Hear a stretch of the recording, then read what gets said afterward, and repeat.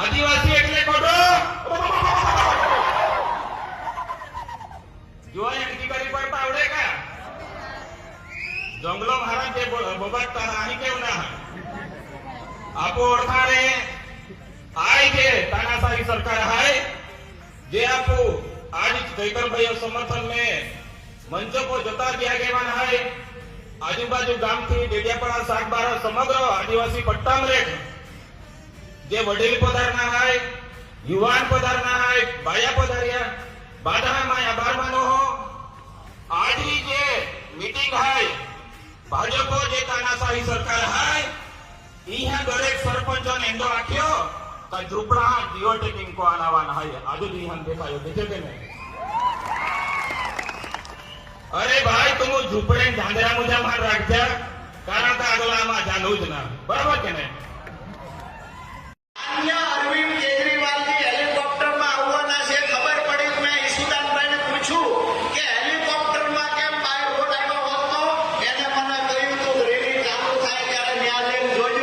અરે ચેતરભાઈને તમે શું સમજો છો ચેતરભાઈ આપણા આદિવાસી સમાજના ટાઈગર છે ટાઈગર જેટલું ટાઈગર ને તમે જેલમાં બંધ કરશો પિંજરામાં બંધ કરશો એટલું ટાઈગર મોટો થશે એટલી જનતા એના જોડે જોડાશે અરે जंगल का शेर है कितनी देर रखोगे मैदान में आएगा ना तो दौड़ते नहीं खाएगा आप लोगों को कोबांडो काढ्या એટલે ચૈતરભાઈ નડ્યા ગ્રાન્ટો પોતાના ખાતામાં નાખો અમને કોઈ જરૂરત નથી અમે પોતે આપણા રોડો બનાવી લેશું છેલ્લા 2-4 દિવસથી આમ તો 14 તારીખે જ્યારે પશુપાલકો ગયા ભાવફેર લેવા માટે પોતાનો નફો લેવા માટે વિગતવાર અત્યાર સુધીમાં શું થયું આંકડાકીય માહિતી અહીંયા ઉપસ્થિત માન્ય ગોપાલભાઈ ઇટાલિયા ઈશુદાનભાઈ ગઢવી આંકડાકીય માહિતીઓ પણ આપશે પણ ખાસ કરીને આપને એક વાત કહેવા માટે આવ્યો છું અહીંયા રહેલા મીડિયાના માધ્યમથી સાબર ડેરીના સંચાલકો અને એનું રિમોટ લઈને બેઠેલા કમલમમાં બેઠેલા નેતાઓને કહેવા માટે આવ્યા છીએ કે અમારા પશુપાલકોએ તમારી પાસે શું માંગ્યું હતું અમારા પશુપાલકોની સંસ્થા છે સાબર ડેરી કોઈ ભારતીય જનતા પાર્ટીના નેતાઓની પેઢી નથી સાબર ડેરી પશુપાલકોના બાપની માલિકીની સંસ્થા છે સાબર ડેરીનો હિસાબ અમે માંગવા ગયા અમે દૂધ ભર્યું છે લાખો લીટર દૂધ ભર્યું છે અમને જ્યારે નફાનો જે ભાવફેર મળવો જોઈએ આ ભાવફેર ન મળ્યો એ ભાવફેરનો હિસાબ કરવા ગયા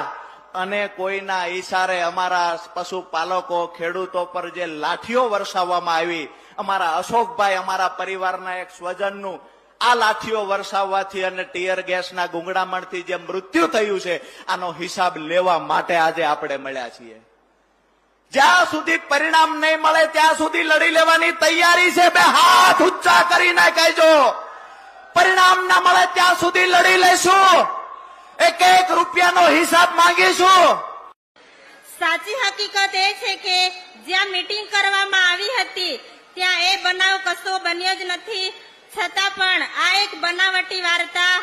વાર્તા ઉપજાવી છે અને ત્યાંના સીસીટીવી ફૂટેજ પોલીસ દ્વારા ગાયબ કરી દેવામાં આવ્યા છે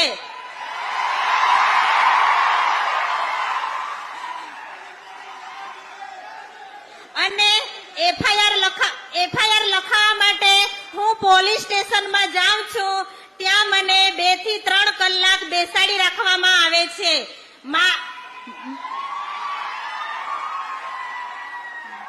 મારી એફઆઈઆર લખતા નથી પોલીસ સતત ફોનમાં રહીને બધે પ્લાન ગોઠવે છે અને મીડિયા સાથે પણ મને વાત કરવા દેવામાં નથી આવતી